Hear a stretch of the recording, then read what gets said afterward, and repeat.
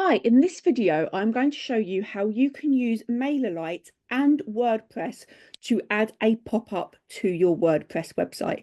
Here's how it's done. Okay, so the first place you want to come is to your WordPress site and you want to go to plugins because we're going to install a plugin that will enable MailerLite to link to our WordPress really easily without any coding needed. So the one that we want is called MailerLite Sign Up Forms Official. It's a free plugin. So you just download that, install it and activate it. And then once you've activated it, on the left-hand side, you will see that there is a little button there for it. Click on Settings. And then once you've clicked on settings, obviously you're going to have to enter your API key to set it up. That's really easy to get in MailerLite. If you don't know where that is, simply go to integrations and it will just say use API and generate a new token. So just generate a new token, copy and paste the API key into there. We want to make sure that MailerLite pop-ups are enabled. That will enable any pop-ups created within MailerLite will appear on this particular WordPress site. We want to disable double opt-in. We don't need double opt-in. And obviously disabled any non-admin users to manage custom forms. We don't need them doing things like that. So once that's done, that is everything that you need to do on WordPress done.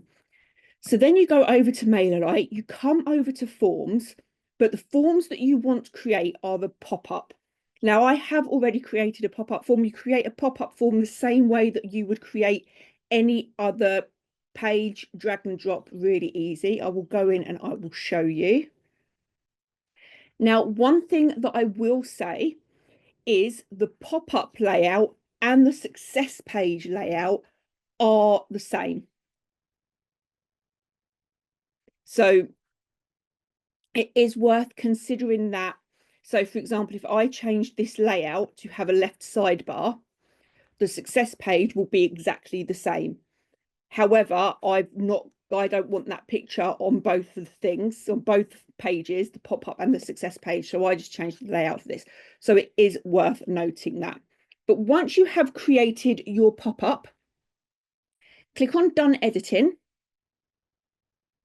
Again, edit the group. So all of that is as it would normally be. You add them to a group that you want them to go into, but this is where it's going to affect where this page pops up.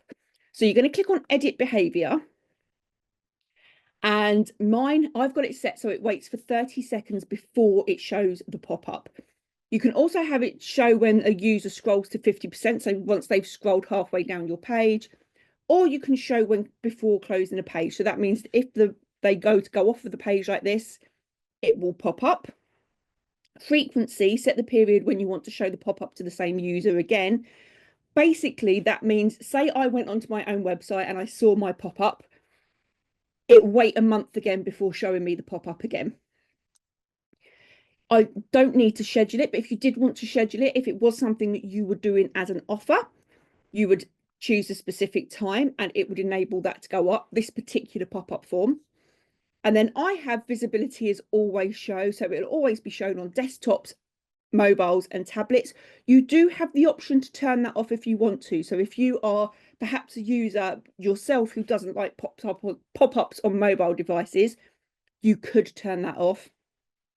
And then if you only wanted it to show or hide on specific pages, for example, so say I only wanted to show it on the home page, show on specific pages, and I would just list the URLs of each of the pages that I wanted to show it on. Now, this could be handy if you've got a particular blog post or you've got a particular offer that you want to interlink and you've got particular forms and offers that you want to do. That is always handy to do. Same as you could hide it on specific pages. So if you perhaps don't want to, if you've got a contact form page and you don't want to show it on there, it's handy to put it on there. But at the moment, I've got mine on always show.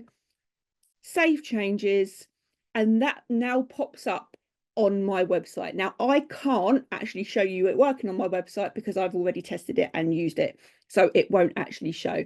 But if I was to go, if you were a new user, to go onto my website, it would actually pop up for you. And this has been really, really handy. I now have got more subscribers onto my website by doing this. I'm blogging every week.